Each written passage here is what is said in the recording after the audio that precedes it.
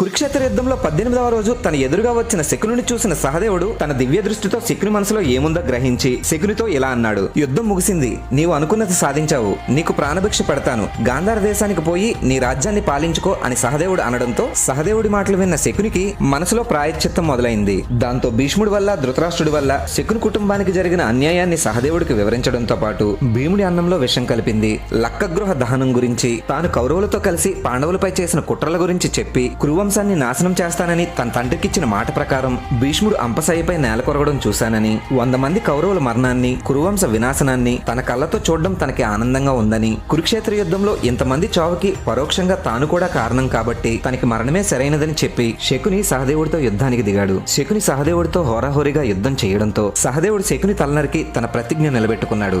జీవితాంతం తన తండ్రికిచ్చిన మాట కోసం బ్రతికిన శకుని కురుక్షేత్రంలో వీరమరణం పొంది స్వర్గాన్ని చేరుకున్నాడు. జై శ్రీకృష్ణ.